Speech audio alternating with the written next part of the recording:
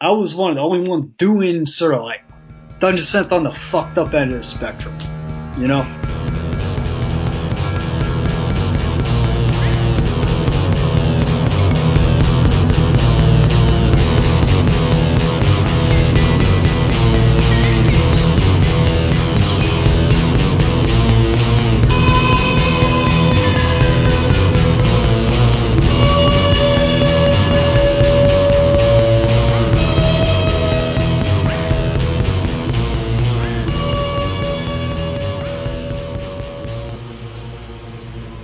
Hi, I'm Vlad Bresnix.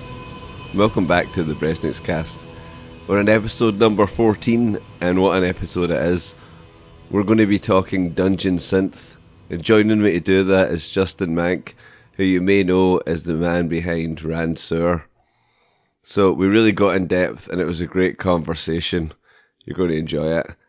Particularly if you don't know anything about the genre, you might find it very interesting. But before we get into our conversation, let's hear some Ranseur. So this is Orpheus.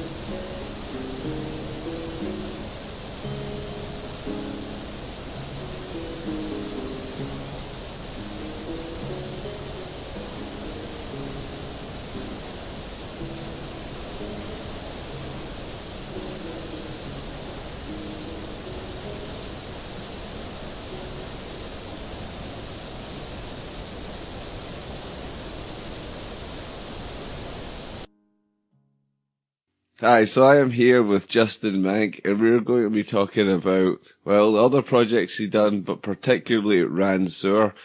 Justin, thanks so much for coming on the show. Yeah, man, thanks for having me on here.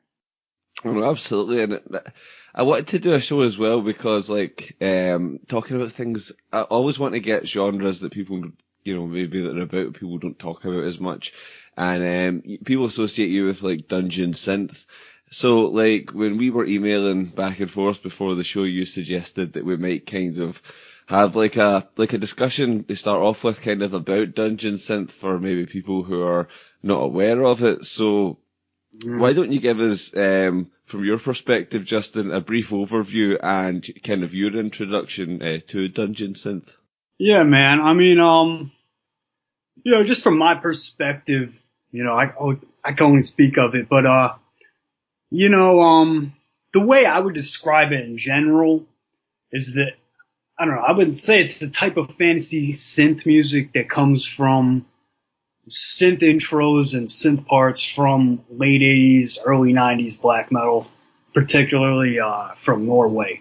You know what I mean? And I don't know, I think to describe it like that, it kind of cues you in on the fact that it came out of heavy metal and that, it isn't a kind of dark ambient. And that sort of has to do with I don't know, the fact that we're dealing with kind of a recent term for a style that's been around for 25 years, you know what I mean? Yeah. And sort of like, why is there a new term now, all this stuff. And I guess really it's because, you know, the term was coined by this guy, Andrew, who had it's a website called Dungeon Synth where he coined, I think, in 2011. And basically the style from his point of view, which I agreed with him, you know, that the style came up with Mortis's first album, his demo in '93, you know. Yeah. And so basically the thing that he was saying that sort of spurred on this whole revival is that you know, in the '90s, especially in the 2000s, normally it was lumped in with dark ambient, like cold meat style, a lot of times, like Lustmord kind of stuff, and it just wasn't really accurate, you know, and it kind of led to some confusion, and it led to some certain amount of disinterest, especially in the 2000s, you know what I mean? And with the new term, you know, we've seen a lot more interest because of that. Yeah, because it's interesting because, like, you know, I came across the term dungeon synth fairly recently, but then when, like, I read about it, I was like, well, I've been listening to this stuff forever, you know, because I was listening to, like, Burzum when I was a teenager, so, like, I knew exactly the kind of stuff they were talking about. And it's the other thing that as a genre, it can be quite broad. But you mentioned dark ambient too, so, like, obviously there is crossover and things like that, but I mean, how would you say that dungeon synth differs from, like, dark ambient, if really at all? Yeah, I mean, what I always thought about it is that it really doesn't have much to do with dark ambient, you know? I mean, it sounds like splitting hairs in a way, but I mean, you know, I just feel like because it has rhythm, it has melody, a lot of times it has harmony, key changes, you know what I mean? That it doesn't really have as much to do with that sort of soundscapey stuff, and a lot of times it uses totally different gear too. And you know, when I was first introduced to it, it was brought up in a negative light, you know, because I mean, you know, I'm 30, so I wasn't in the underground in the '90s. You know, I got into it in the early 2000s. But at that time, you know, I was in the dark ambient scene, I was in the doom metal scene, and everybody was kind of disparaging it, you know, at the time, saying like, you know, they're not using the right effects that you're supposed to use in dark ambient. Why doesn't this sound more like Lustmord and all stuff like that? You know what I mean? And so I feel like we've made a move away from that kind of perspective. You know, I think that having this term, it sounds like a small thing, but it's changed the way people look at it. I think it got people excited about it. You know what I mean? Yeah, I know what you mean, and it's interesting as well. I mean, I think what I take from a lot of it is just how, I would say, like, you know, I grew up, I'm probably similar age to yourself, and I grew up, like, listening to, you know, like, a lot of black metal and stuff like that.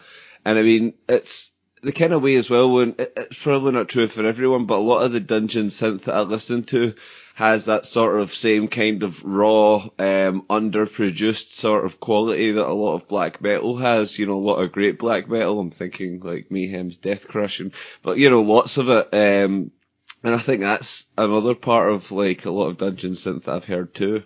Yeah, I mean, particularly in the '90s, the foundational stuff, a fair amount of it was pretty raw. I mean, with the revival, we've seen it spread out a lot, you know. So we've seen a movement towards a much more produced, kind of polished style, like a lot more layering, like MIDI and VSTs and stuff. And we've seen it go in the other direction, which is what I've done with including noise elements, you know. So we've seen it go a lot more broad now. In the '90s, is more related to that sort of like classic, like lo-fi kind of raw black metal thing, though, definitely. Yeah, and that's a kind of very DIY scene as well. And you mentioned this like renaissance in dungeon synth. And do you think that it is a renaissance, or do you think that it's just now it's the way we've got the internet and the way that more people can make this kind of music? Like, it's like what do you think's driving it? I mean, I think the new term is what really spurred it on, because when, I got into the underground, like when the internet was first like getting big, I wasn't around like the early tape trading days. And, even then there wasn't really any interest in it at all, almost. The 2000s are kind of like the dark ages of the style or whatever. I mean, I could bring up some exceptions to that, but, I think it was the terminology that changed people's perspectives on it. That it should be considered as a style in its own right and not haphazardly like lumped in with another style like dark wave or dark ambient stuff. I think that's the major thing. And maybe also new technology in terms of recording also, because we're seeing a lot of different gear being used, especially like different software and stuff. So that has something to do with it. I don't know. I just think it was kind of the right time, like, I don't know. I guess it was really like 2012 is when I started feeling like it was starting to get going. Well, I started in 2013.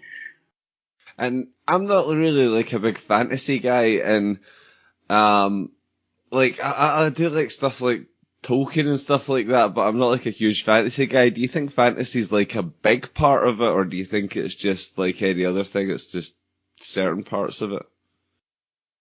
I mean, I think for a lot of it, I think it is. I mean, it was a big part of why I wanted to get into it, when I did. I don't know. I was thinking about this because, I got into it in 2013. it was at a time I was getting sick of playing black metal, but I still want to do something kind of related to this. But, when I got excited about it, the fantasy thing definitely had a part of it for me. You know what I mean?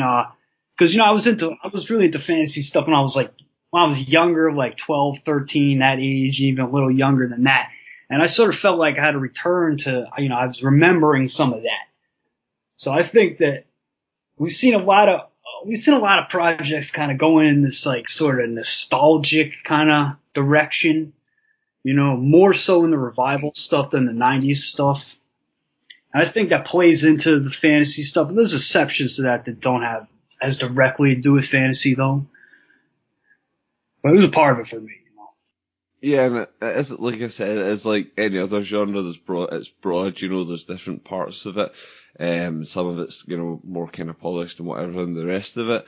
Something that particularly drew me to your music specifically is it's not really as like, it's not as typically medieval and stuff, like as a lot of these dungeon synth artists are. I find your stuff to be it's more abstract, but while retaining some of the basic core characteristics of dungeon synth. Yeah, I mean, I don't know. When I first started Ranseur, there's two main things that I wanted to do with it. One was to add noise elements, and I was trying to figure out a certain way to do that would be sort of more accessible than just making like full blown like Merzbow style noise with it. So that's why I ended up doing the sort of high frequency, non-crumbling like wall noise thing. But with the synth part, I wanted to keep it really stripped down, and I wanted to add that kind of limitation to it. And the first few records were pretty simple melodies kind of stuff.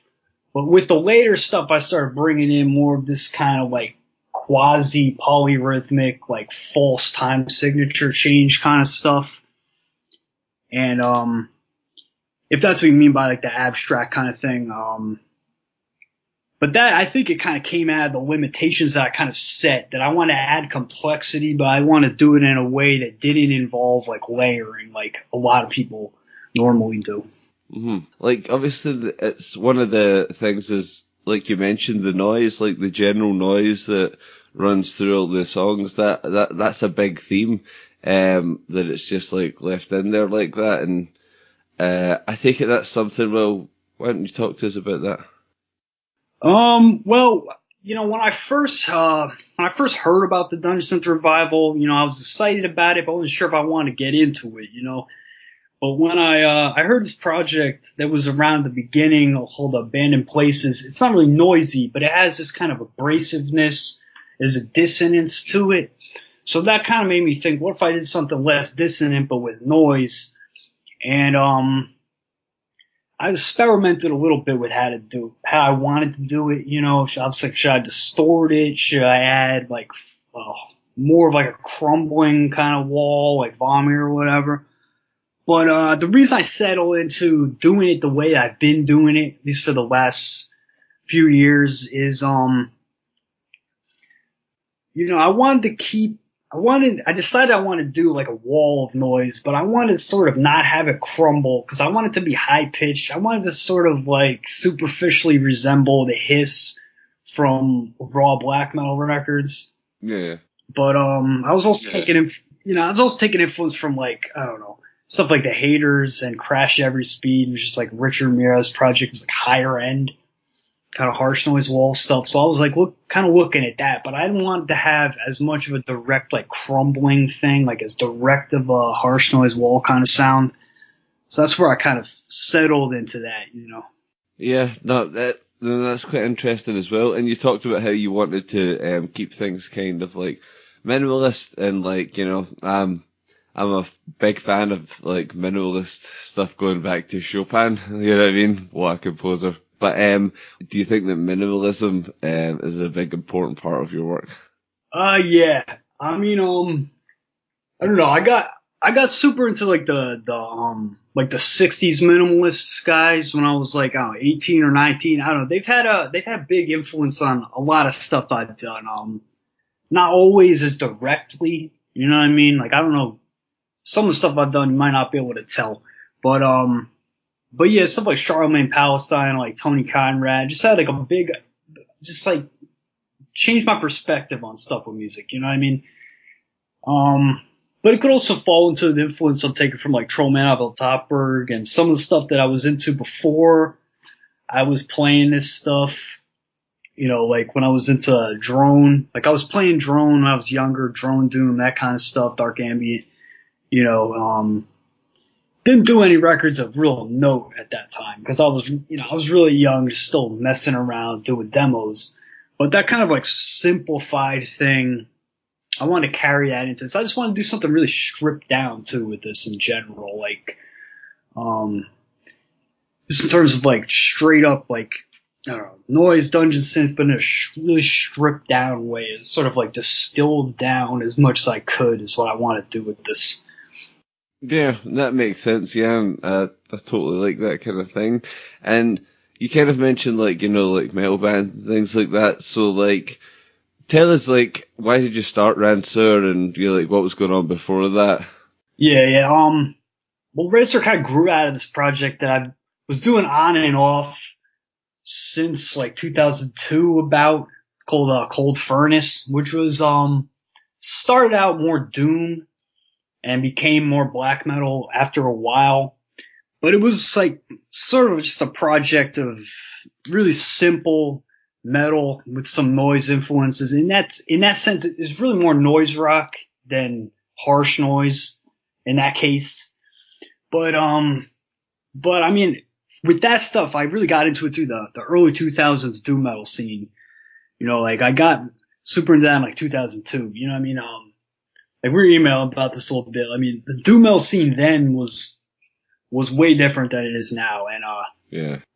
Basically the main thing that I mean by that is that there was some projects then that were really pushing the envelope as far as what you could even consider to be metal. You know, like I mean, especially like Uncertainty Principle was a big influence because he would be mixing like drone, noise, doom metal elements, but pushing it, distorting it to like the nth degree, to the point where sometimes you can't even tell, like, should this even be called metal or not? It's in a gray area, you know what I mean? And it was through that kind of stuff that I sort of like got into noise in general, you know? So the idea for me of mixing metal and noise and those two things kind of meeting, for me it's natural because I don't know if it's unusual or whatever, but I kind of got into it through that. You know what I mean? Yeah. And because I was young at the time, so I heard like Assertive Principle first, then I heard like Merzbow, Masana, and then I heard, like the other side of the spectrum, like No Wave, like Flipper, like Early Swans, that kind of stuff, like all that stuff after I heard.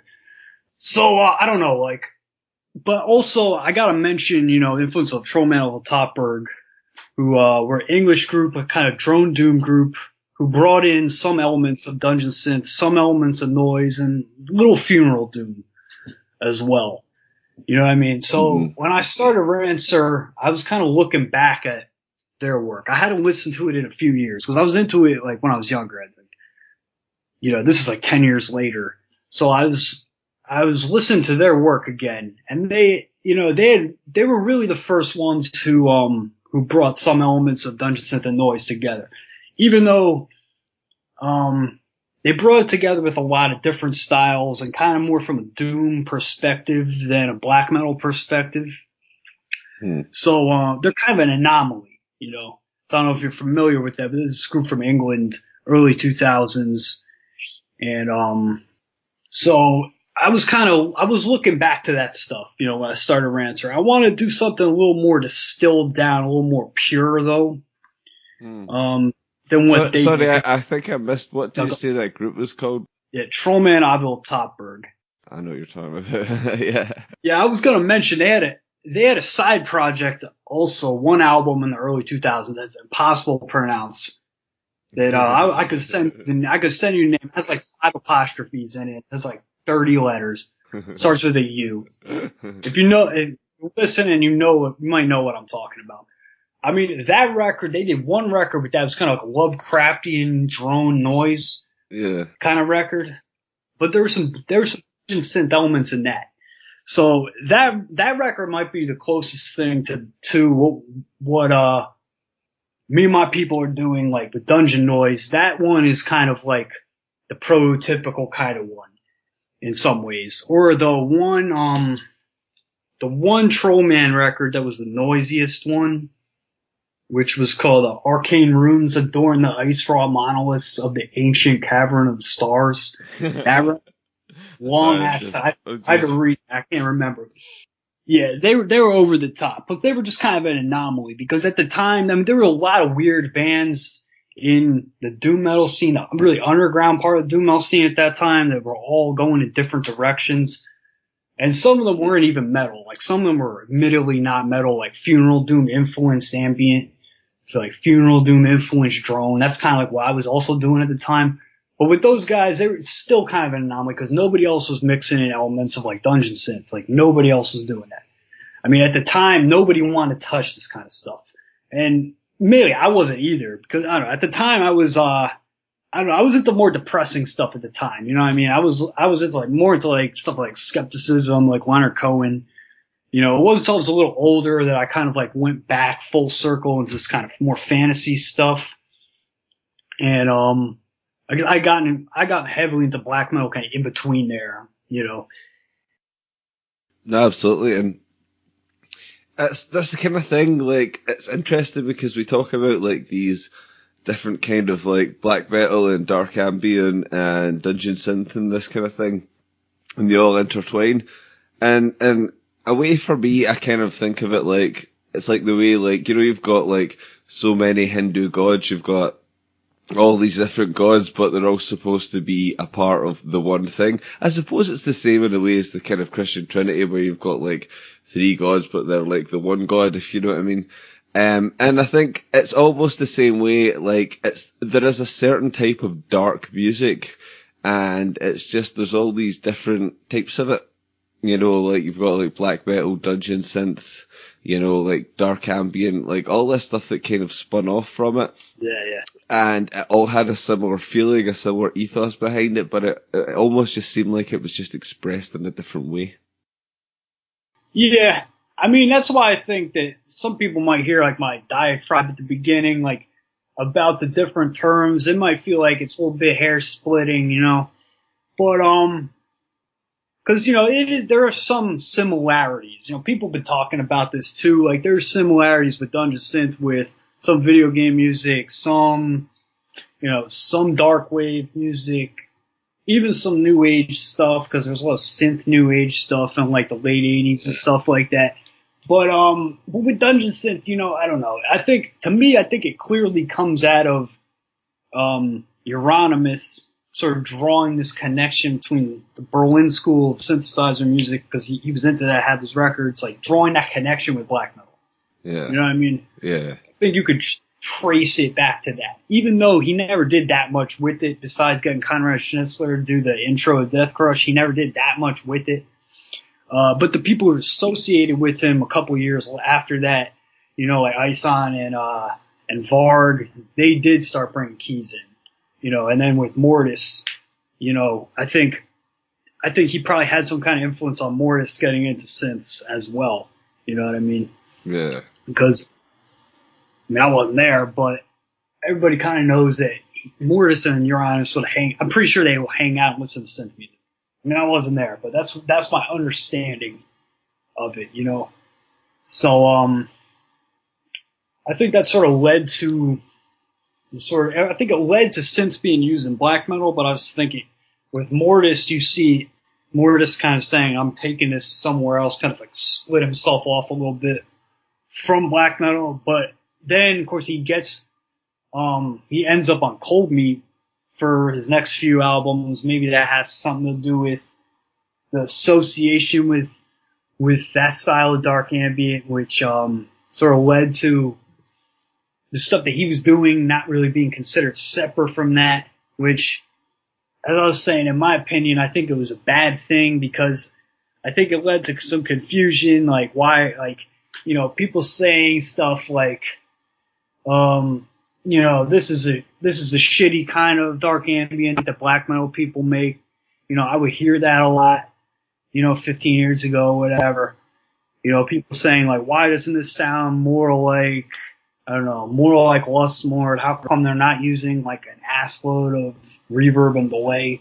It's like, because they don't want to, what I mean? It's like, so I think with the revival, you had that mindset being totally thrown away. And to me, why I really wanted to get involved with it was because even at the beginning, when I first heard about the revival and whatever, I could sense innovation going on. Even with the first few projects I heard, like projects like Ring, Abandoned Places, like Erdstall, that kind of stuff. I could sense that this thing was going in a different direction a little bit, or multiple different directions. And that's why I was, that's really the reason why I kind of wanted to get involved, really. Because it seemed like it wasn't going to be like just a revival of just like copying stuff from 15, 20 years ago and that's it, So, that was my prediction. It ended up, it's finally started to really happen like that in the past year. It took a few years for this thing to really get going, because there wasn't a lot of people at first. And the thing is, like, you mentioned Cold Furnace. Now, Cold Furnace, for me, like, very interesting, because, like, particularly, like, the vocals, it's like, for me, the vocals weren't like those usual, like, guttural sort of metal vocals. They were so much more unsettling, and again, that was so minimalist and stripped down as well. So tell us a bit more about Cold Furnace. Well, it started out just something I was screwing around with on and off, so it was always kind of a side thing. The last few years that I was doing it, I switched it into black metal, and I started had this idea of doing this kind of like blues influenced black metal, like a minimalist but aggressive, I didn't want to go into like the ambient kind of black metal thing that was really big at the time. I didn't want to touch that. I wanted it to be more like Iljarn or like Vaughn, that kind of thing. But the vocals, I was doing this kind of shrieking at the time. I did in a couple other bands too, where I would not really use my vocal cords. I would like kind of do like this like almost like whispering, but it was kind of like making kind of like a whistle at the same time. This is something I started doing because, I mean, I don't know. I started doing it because growling and screaming, I'm not really able to do it anymore. You know, like I used to be. I'll get a sore throat in 2 minutes. I can't. I'm retired, you know, from that kind of stuff. It's not for me. My throat can't handle it. But that was something I pursued for a while. The only record the one that I showed you and stuff, Death Ecstatic, that was the only one that I did that wasn't a demo or a shitty rehearsal tape. And so it was kind of a side project, kind of, I guess, on and off thing. But I'd done that with there's two tracks had a guest spot from this guy, ZZ, which is Andy from, also known as, Persistence and Mourning from Witch Sermon Records. So he helped me out with the record. You know, he mastered the record. So, I mean, I was happy with it, but at the same time, I don't know. By the time I finally did a record that wasn't a crappy demo, I was kind of feeling like I was done. Like I was feeling like it's been like 10 years. I wanted to go in a different direction, you know. So that's how I kind of ended up falling into this whole thing with Dungeon Synth, which I didn't know about when I was doing Cold Furnace, though. I mean, I knew about the old stuff, but not the revival. Yeah, and like it's interesting because like see if we can then like fast forward and talk about like some of your more recent stuff. I'm thinking like Goblin music. So tell us more about that, because you've went for just the 2 really long song thing there, and I think it works. But like obviously tell us about that. Well, when I first started the project, I had an idea of doing something kind of like where you're supposed to like imagine like goblins or something, or playing the music. And, I found it to be kind of hard to do. You know, it basically took me a few albums to get to the point where at least I felt like I could convincingly do that. You know what I mean? And, so that was, I don't know, conceptually that was kind of a long time, idea in the back of my head, you know, and it just ended up working out with what I decided to do with more percussion on that record. I think that helped to kind of pull it together. But you know, I think stylistically, I think it pulls from the 2 records before that, you know, cause, like with the record I did, Sage in the Tall Hills, but that one's when I started doing the kind of polyrhythmic or whatever kind of thing. And, with Goblin music, yeah, I don't know, maybe it was a bit much to just have 2 long songs. I'm probably not going to do that again. To be honest with you, I think that's as minimalist as I want to take this project. So, but I was happy with the record. You know, I think that record, was received a lot better than any of my other records. I think anyway. That was the one that I put out and people were immediately talking about it, you know. Yeah. And tell me about the artwork as well. Oh yeah. So, I don't know, when I first started the project, I don't know, the artwork kind of became wrapped up in the concept, you know what I mean? Cause starting with, I had that same kind of artwork with the first album. Basically it has to do with my interest in Austin Osman Spare and like automatic drawing. Not that I wouldn't say they're real automatic drawings exactly. Maybe only the one from Obsidian Throne was. But, you know, yeah, I never fully practiced his style of magic, but the automatic drawing had a big impact on me when I was first getting into magic, you know, and, even though like Ranseur isn't like, I wouldn't say it's like too focused on magic, but there's some, I don't know, I guess like a subtle element of that in there that I wanted to keep it in there, at least with the artwork, you know. It's funny because like that's what you're talking about, basically about Austin Osman Spare and stuff. You know, it's sigil magic, you know, and that's something that goes way back, and you can find it in lots of like cultures like across the world and things like that. And you know, it's something that like a great album cover is sigil magic, and the other thing is like, you know, a great corporate logo that everyone, you know, corporations are like have become the modern masters of sigil magic. So it's funny, it's not even like an arcane thing anymore. It's not like it's something that doesn't matter. I mean, symbols are still everything. That it's just something in our subconscious that's how they work, you know? Yeah, I think so. And I think it was Alan Moore who said that about the advertising thing. I think I remember hearing him talk about that. But I think with my interest in occult is like a little bit weird. You know, I never really like traditionally practiced it. You know what I mean? Mm-hmm. I mean, I practice fairly regularly, but I draw on with my practice of magic. A lot of it draws on things I did when I was a kid. I had kind of like developed a sort of like rudimentary type of magic when I was a kid. Kind of rediscovered it when I was, I don't know, I was like 22, probably 21 or 22 when I started like really reading about the occult. And so, with Ranseur, I'm sort of going back to, in some sense, it's sort of like looking back at my childhood in some ways, that sort of nostalgic thing, which I guess was influenced by Project Rain to do that. But whenever I do that, I always end up thinking about when I used to practice magic when I was a kid. You know what I mean?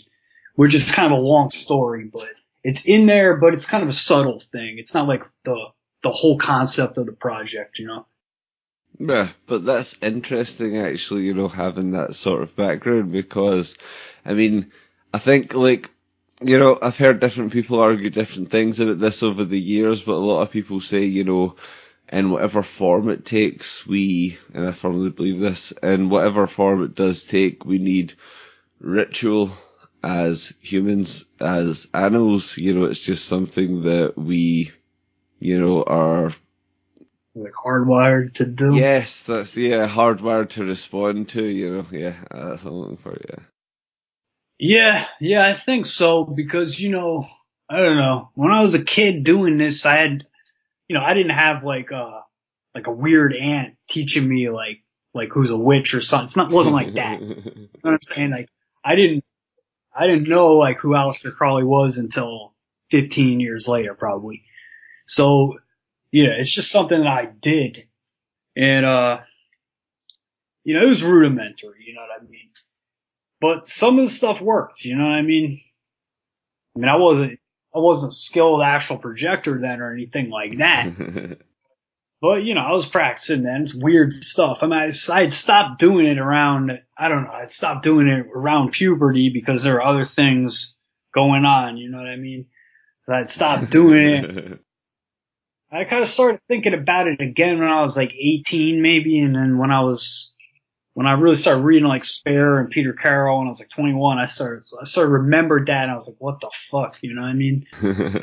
Yeah, stuff like Peter Carroll's so interesting as well because, like, not to go off on a complete tangent, but like, you know, he took a completely like scientific view towards magic and stuff like that, you know, and then you got chaos magic from there.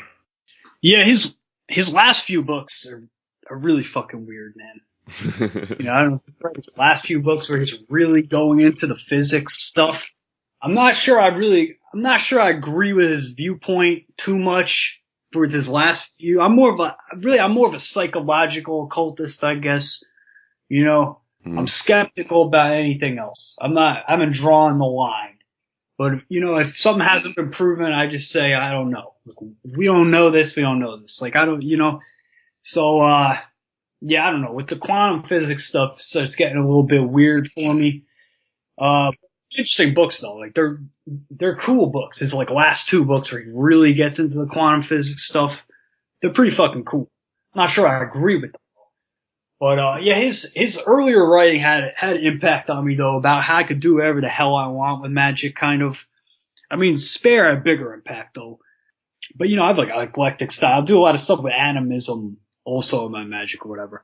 So. Yeah, that's interesting. Like I said, like, Spare's very important because there's probably a lot of people listening to this that don't know who Austin Osman Spare is, and you should look him up. And the thing is, like, that was not something kind of new to him. It was like something that was revived. Well, it had been around a long time. You can see it in all these different traditions all over the world. You can go through them. The ones I'm more familiar with are the more kind of what we know about, like the Norse, what's called pagan traditions. It's just the whole sigil magic thing. It's just so interesting. Like I said, I was saying it earlier on with like it's a thing with corporate logos and stuff like that, and it's incredible to me that now like I have been to business seminars. I have seen these kind of leadership seminars and all these things you get made to go to when you work for certain companies. And the thing is, some of the things they're teaching you, you could be in like an occult group and be talking about the same stuff. It's just how you're presenting it, if you know what I mean. Yeah, it's pretty weird stuff to think about it like that. I mean, I think it's something that happens subconsciously. I don't think it's like a conspiracy. No, but, don't worry, I'm not going there. Some people do think that, though. You know what I mean? But, I mean, my practice of magic is a lot more internal, though. You know what I mean? So, I don't do too much the kind of stuff where I'm trying to control things outside myself. I don't really practice that kind of magic. You know what I mean? We've tangented way too much. It's fine. It happens all the time because I'm always going off on these tangents. But if we can get back to the music, because I think it is good, like, to get to like some of these things, because obviously these things that are within us are coming out in the music. But you'd mentioned to me that you had met the sadly now departed Zev. So why don't you tell us a bit about that? Yeah, I did. I just want to preface it by saying, you know, I didn't know him extremely well. You know what I mean? And, I don't want people to think that I'm trying to like get attention from his death or something like that. You know, I did know him a little bit, and, I don't know, his work, in some ways kind of like Spare, you know, his work just had like a huge impact on me, just altered my perspective about music, about art, mysticism, everything. You know, when I first got into it, and you know, I started playing a little percussion as well, you know, partially because of his influence. But I just ended up booking him to play a show in New Jersey, you know. And so did some, you know, email back and forth with him a little bit. You know, I had a chance to talk to him about some stuff about crazy spazzy percussion stuff, and like you know, at the time he was doing some stuff like stretching video and like slowing a video down as much as you can possibly slow it down. You know, so I was talking about that. His last few shows, he did some like tributes to some of his favorite musicians when he was younger, like John Coltrane, Jimi Hendrix, Alice Coltrane, where he took performances by them and slowed it down to like to the nth degree. It's like the face looks like it's like melting and stuff, you know? Yeah. So I saw some of those performances because I don't think they're not really on the internet or whatever. Kind of had to be there for that because I don't know if they got recorded. You know, unfortunately, he was supposed to do a video like that where he's supposed to stretch a video of me like that, but timing just didn't work out because, you know, he got hurt in that train accident or whatever. So, kind of freaks me out though, you know, because I don't know if you know, he was in a train derailment. Last time I saw him was in New York City. He was telling me, you know, I'm gonna get on the train. I'm gonna go all the way to Arizona, New Mexico, or whatever. And you know, he got hurt on that trip, so it kind of freaked me out when it happens, you know.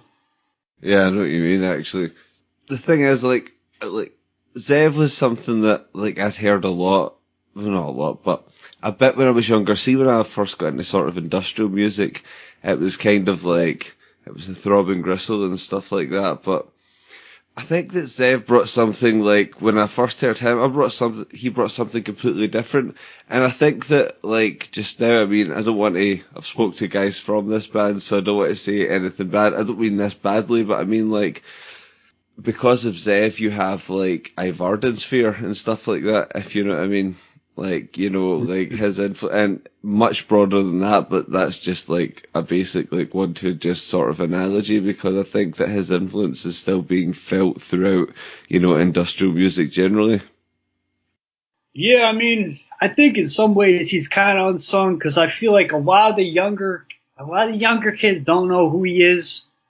I mean, but to me, I think not even just within industrial. I see him as kind of a link between like free jazz and noise. You Yeah, know, yeah, yeah. as industrial, but you know, he was drawing from like, later John Coltrane when he was going completely insane, drawing from that. Just the way that he, approached every single aspect of what he was doing. Like it was never enough for him to just thinking about the notes. He had to add, his own instruments.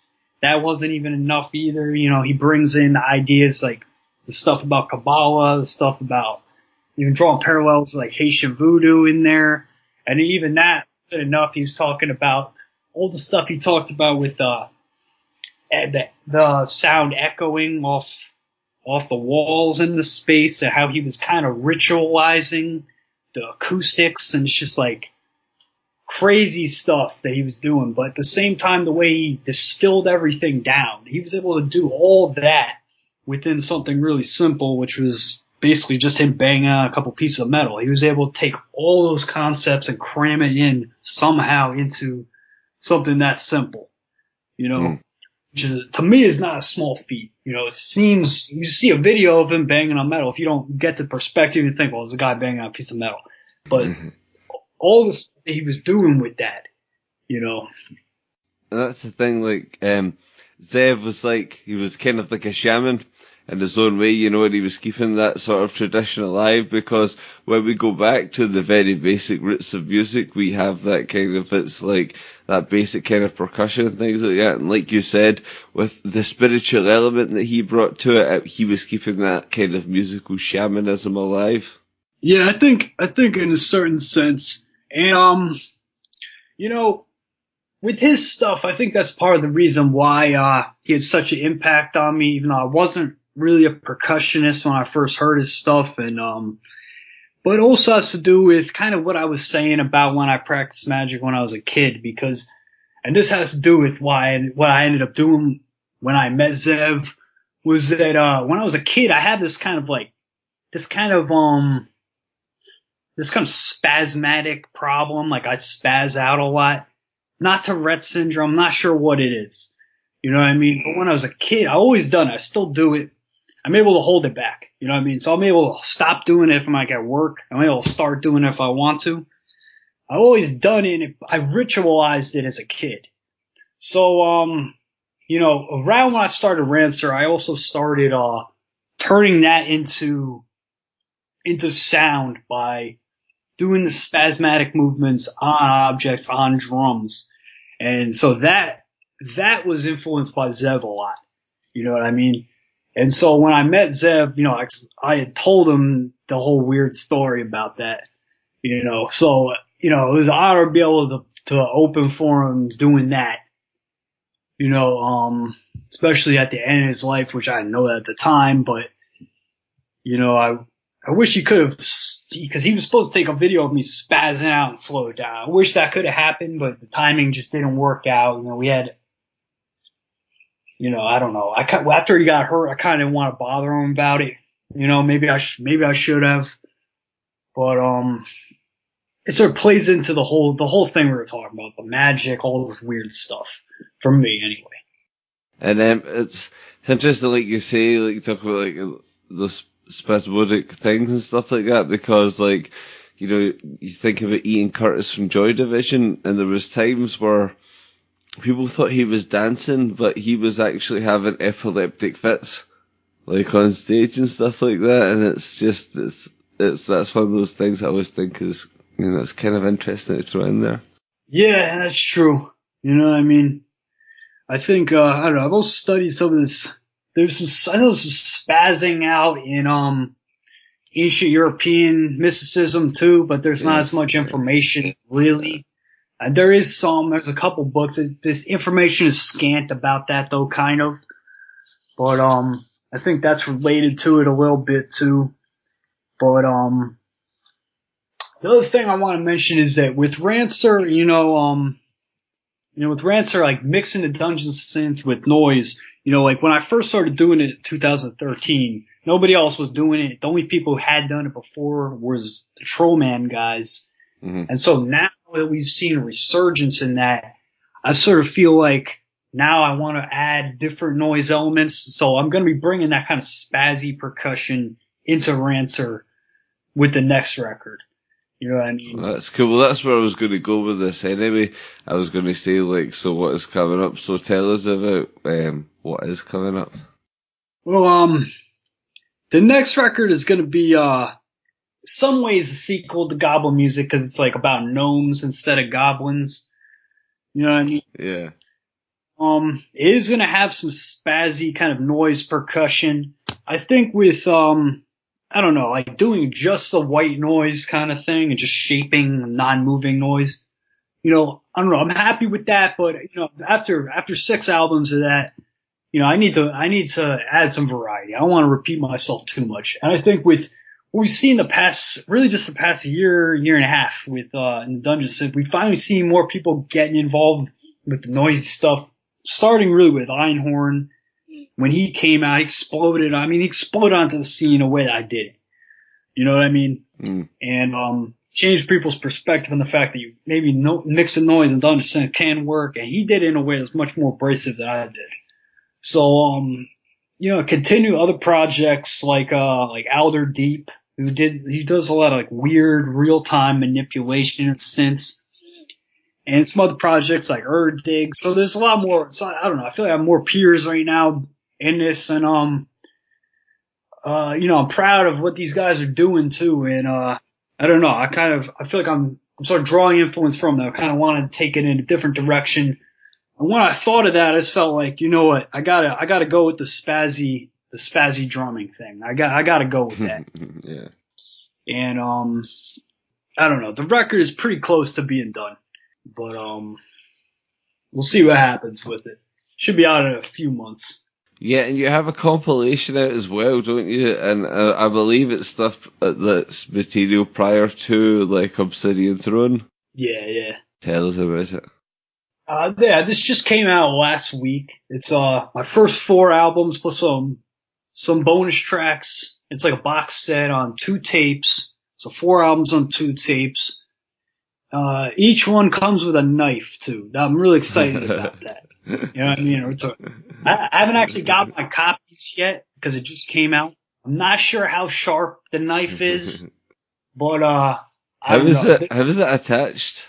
It's all of it is in a VHS case. Right. Oh, right. Okay. Right. So the knife thing wasn't my idea. It's the guy from the label. It was his idea. But when I heard that, I was like, we gotta do this. Because I've never heard anybody who had the audacity to include something like that in there. So I'm not sure how sharp the knife is. You know what I mean? I don't know if it's gonna cut anybody. I don't really know. Hopefully, it doesn't cut anybody. That would be probably illegal here. Like, see, in the UK, that would probably be illegal. I imagine. I think so. Other countries, I don't really know. I know in the US, you can go anywhere. You can get a knife anywhere. So, you can go to Walmart, they have machetes. You know what I mean? Yeah, you don't get machetes and well, here it says the Walmart owns it, so it's like, British Walmart is called Asda. But like, no, you definitely don't have guns, and you definitely don't have like, even hunting knives, kitchen knives, but, butcher knives fine, but like that's as far as you get. So I just wonder what would happen if you tried to market like that here. I don't think you'd be able to do it here. I think there'd probably be some kind of law. I believe it's small. You know what I mean? I believe it's pretty small. I know there's sword enthusiasts in England, in the UK and everything. And, I don't know I don't think they have any huge problems. I think Canada is the one that has the most legal issues, weird laws with knives. In America, as long as it's not a switchblade, you're pretty much good.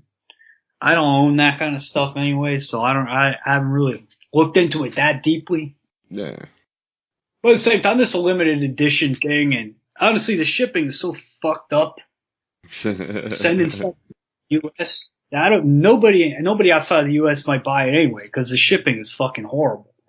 You know, didn't used to be like that. You know, I used to send shit to everywhere: England, Belgium, Australia. It used to cost $4. Now it's like 20. So Yeah. as a result of that, it may not leave America. I don't know. But see, that's what my problem with it is, because it's such a good idea. And, like, it's a great idea. Like, I would love to get, like, I'd love to be able to just pick up, like, you know, like my vinyl with the knife. Like, maybe the knife is somehow, like, in the vinyl and it's kind of strapped up or something like that. I would love that. I think that would be quite a really kind of interesting, like, and quite cool record to get. But again, it's just the law is just going to be all over you for that. I mean, I don't know. I don't think we'll have an issue. You know what I mean? Well, I'm not going to be selling many of them. So I'm not anticipating any issues. You know what I mean? I think there's only a few countries that there's really issues with that. I think India, you're not allowed to you can't mail anything sharp in India at all. So they have the strictest laws, but I don't think I'm guessing I'm not going to be sending it to India. So, you know, cause it's just like, this is just like a limited edition thing, small thing. But I'm still happy to be getting this stuff out there because these are like the earlier records, you know. It was, you know, a different kind of time in the revival of this kind of music, you know. And, I mean, I don't know. I feel like I really found my sound in the last few albums more, but, Is that why then you've put this, like, compilation as the album's up to this point? Do you think that from this point there's been a change in your music? That wasn't exactly the plan, but it basically is going to happen like that. Although I'm not planning on changing it too much. You know what I mean? Because I don't know, with this project I always kind of wanted to sort of slowly let it change, like, over time, which is one of the reasons I do like shorter albums. I want each one to be like a snapshot rather than trying to do a magnum opus. You know what I mean? Mm. But yeah, I guess I think it's probably good timing that it's happening like that, but I didn't really plan it that way. You know what I mean? But, I don't know. I think it's the right time for it to come out now. More people are sort of doing more avant-garde kind of dungeon synth albums, and you know, the style's gotten more broad. I mean, the first few years I was doing this, I was one of the only ones doing sort of like dungeon synth on the fucked up end of the spectrum, you know. And at the time, it was hard to get the stuff out there, man. Which is one of the reasons why I didn't do a tape until 2000. I didn't do a tape till last year, even though that was 2016 album that came out. It came out in 2017. Prior to that, a lot of the interest in dungeon synth was all towards the more polished stuff. At least it's from 2014 till 2017. It was all about the more polished stuff. And finally I started seeing a move away from that, like when Moon Worshipper Records from Nebraska, they came out. Their stuff's not really noisy exactly, but it's a craggier, it's kind of nastier style. When they came out, and then finally when more people started really mixing noise in there. So the landscape has changed a lot, you know, in the past year. So now it's sort of only now that I have enough interest to even sell this shit. You know what I mean? Yeah, no, absolutely. And the weird thing is, like, the internet has changed the game, and, like, you know, we're getting right on here in the conversation, so we're not going to do the whole thing. Sometimes I go right into my whole, like, streaming world now thing. So, like, but we're going to leave that out for now. But, no, thank you so much for coming on the show, man. So, is there anything here at the end you want to plug, you want to talk to us about? What's anything we haven't mentioned that's happening? I don't know. I think I touched on most of it. I think just like, you know, if you like what I'm doing, if you've heard what I'm doing or something, you know, keep your eye out on other stuff that's kind of noise influenced, dungeon synth, which we're basically calling it dungeon noise now. It's sort of like a subgenre. I mean, I'm not too worried about the name of the subgenre, but, you know, we're sort of, using Bandcamp, like you're saying about the internet thing, just like, you know, we've been sort of tagging it as that on Bandcamp. So we're getting a sort of more and more albums slowly, you know. So I'm saying, you know, keep your eye out on that. So if you're interested in the more avant-garde end of the spectrum with this stuff. So I think that is us for this show. And like, you know, I've really enjoyed your stuff. And the thing is, I like how you've taken kind of like a minimalist attitude. Like I said earlier, like I love Chopin, you know, particularly like Chopin's nocturnes are just something that, you know, I love, like, and just, a way that I love nothing else. But like, yeah. Not to sound too kind of over the top about it, but like, that's why, like, there is times when like I like big kind of powerful, like kicking the arse stuff, but I've always been a fan of stuff that's light and it doesn't rely on too much, and I've liked that about your stuff, you know. I've liked how, but you have the noise and you have the melody, and it's kind of like, it's sort of two different things, and, you know, like, there doesn't need to be any more to it. So that was kind of like my experience of it. Yeah, right. Yeah, cool. I just want to say one thing that I forgot to say, man. What? That I told my bandmate I would plug our other band, and I forgot to do it. So I already told him I was gonna do it. So I don't want to piss him. But most of this group called Human Adult Band. It's like a noise rock band. So we got an album coming out soon called Sonic Enlightenment. Yeah. So if you like noise rock, I don't know, as an end thing. If you also like noise rock, you know, check that out. That's another thing that I do. You know. Justin, I've really enjoyed talking to you. Really interesting conversation. I think we could probably go on and on, but like, we're way over where I usually record. But like, yeah, I've really enjoyed talking to you, man. Yeah, sure, man. Thanks for having me on. It's a really cool conversation. So my thanks again to Justin for coming on the show. I thought it was a really interesting conversation. It'd be great to do it again in the future. So that is it for this week. The website, as always, BresnixCast.com, and I'll spell it, as always, BresnixCast.com. And also give me a follow on Twitter, at Vladimir Bresnix. So, to finish off for this week, here is some more Ranseur. This is Goblin Bonfire.